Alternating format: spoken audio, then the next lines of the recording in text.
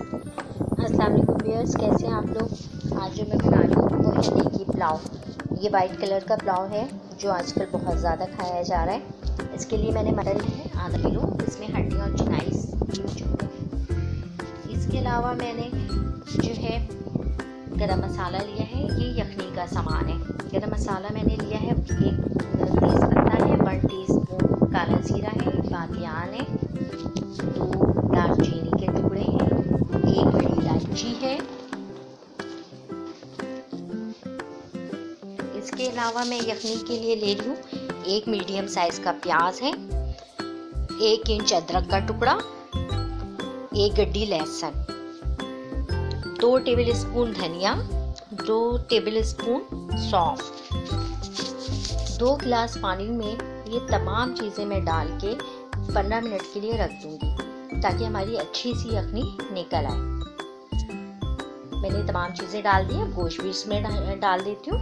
हड्डियाँ जितनी ज़्यादा होंगी उतना अच्छा यखनी का टेस्ट निकलता है। मैंने तमाम चीज़ें यखनी में ऐड कर दी। अब इसे 15 मिनट के लिए रख दिया था, ये हमारी यखनी निकल आई है। मैंने गोश्त अलग कर दिया है।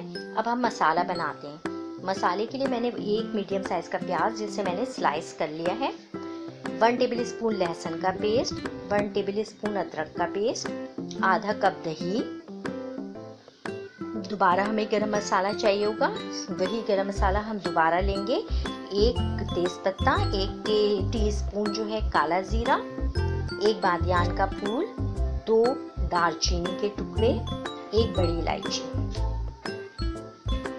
इसके अलावा हम लेंगे थोड़ी सी लौंग और थोड़ी सी छोटी इलायची और हरी मिर्चें और 1 मीडियम साइज़ का प्याज जिसे मैंने जो है मोटी मोटी काट लिया है। और ये मैंने लिया है सौंफ और धनिया पाउडर का फ्रेश पाउडर बनाया था, 1 टीस्पून इसमें से लूँगी। आइए मैं सबसे पहले प्याज को गोल्डन ब्राउन कर लेती हूँ। प्याज जो मैंने 2 अलग अलग लिए हैं उसमें से एक को हमें जो बारीक काटी हुई थी मैंने, इसका गोल्डन कलर की मैं फ्राई कर रही हूँ। गोल्डन कलर का फ्राई करके हम इसे अलग कर लेते हैं। अब ये प्याज मैंने अलग कर लिए। आप लोगों ने अब तक अगर मेरे चैनल को सब्सक्राइब नहीं किया तो जल्दी से मेरे चैनल को सब्सक्राइब कर लें और मेरी वीडियोस को लाइक करना और कमेंट्स करना हरगिज़ ना भूलें। और आप लोगों की कमेंट्स का मुझे बहुत शिद्दत के साथ इंतज़ार रहता है। ये मेरी प्याज यहाँ पर गोल्डन कलर की फ्राई हो गई है, इसको मैंने अलग कर लिया। अब जो ऑयल था इसके अंदर मैं गरम मसाला ऐड कर लेती हूँ। गरम मसाला हल्का सा फ्राई होने के बाद फ़ौरन ही मैंने अदरक लहसुन का पेस्ट और हरी मिर्चों का पेस्ट इसमें शामिल कर दिया है। मैंने इसमें 1 टेबल स्पून हरी मिर्चों का पेस्ट भी लिया है। ठीक है, आप जो है साबित है जो कटी हुई हरी मिर्च होती हैं वो भी डाल सकते हैं। मैंने ये 3 से 4 हरी मिर्चों का पेस्ट बना लिया था, उसे मैंने ऐड किया है।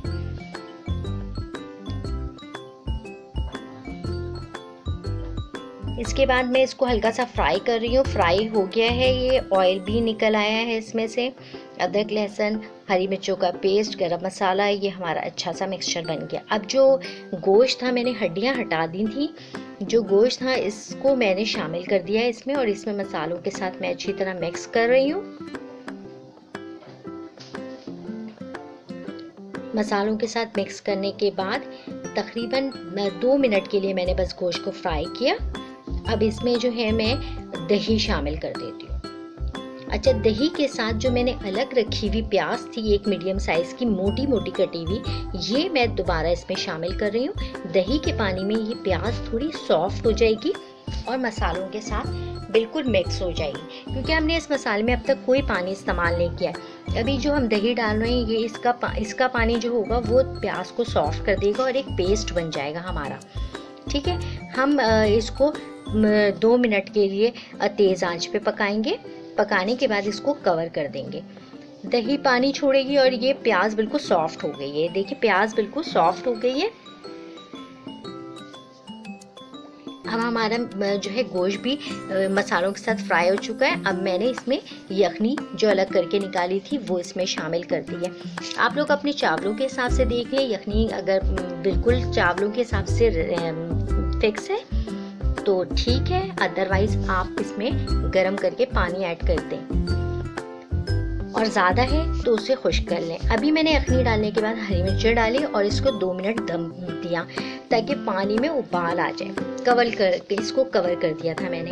اس میں تقریباً 300 گرام میں نے چاول جو ہیں بھگو کے رکھے تھے وہ اس میں شامل کر دیے ہیں. یاد رکھیے گا آدھا کلو میں نے گوشت لیا تھا اور 300 گرام یعنی آدھا کلو سے کم چاول اس میں ایڈ کر رہی ہوں. اب میں یہاں پر نمک 1 ٹی اسپون بھر کے اس میں شامل کر رہی ہوں، ٹھیک ہے، کیونکہ اب تک میں نے کوئی نمک نہیں ڈالا تھا. اب اس یخنی میں ہمیں چاولوں کو اچھی طرح پکا لینا ہے. صرف 1 کنی چاولوں کی چھوڑنی ہے جو ہمیں دم پر پکانے، ٹھیک ہے. پلاؤ میں ہمیشہ اسی طرح سے کرتے ہیں. میں نے تیز آنچ پہ اس کو جو ہے چاولوں کو پکا رہی ہوں. یہ پانی بھی ڈرائی ہو گیا ہے دیکھیں، اور تقریباً تھوڑا سا پانی ہے اس میں، اور یہ میں بالکل دم پر رکھ سکتی ہوں میں. چاول بالکل ہمارے ریگولر آئیں گے.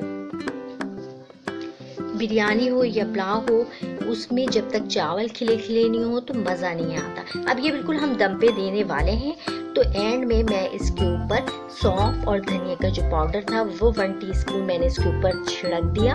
اب اس کے بعد اس کو دم دے دیا، ٹھیک ہے. دم میں 10 منٹس مزید دوں گی اس کو.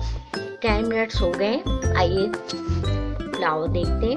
پلاؤ ہمارا ریڈی ہے. بہت ہی اچھی خوشبو آ رہی ہے. آئی ہوپ آپ لوگوں کو بھی بہت پسند آئے. اب اس کو میں جو ہے تھوڑا سا مکس کرتے ہوئے، کیونکہ اوپر میں نے دھنیا اور سونف کا پاؤڈر ڈالا ہوا ہے، اس کو مکس کرتے ہوئے میں چاولوں کو نکالوں گی. بہت اچھا کلر ہے، اور آپ لوگ جو ہے اسے کھا کر بتائیے گا مجھے آپ کو یہ ریسیپی کیسی لگی. بہت اچھی خوشبو آ رہی ہے. آپ لوگ ضرور ٹرائی کیجیے گا اس کو.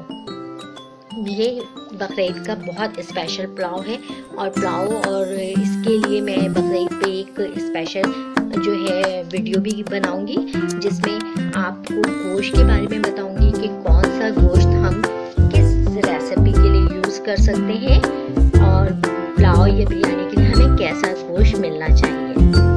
ٹھیک ہے، یہ پلاؤ ہمارا ریڈی ہے. بہت مزے کا لگ رہا ہے، اور آپ لوگ ضرور ٹرائی کیجیے گا، اور ٹرائی کر کے مجھے بتائیے.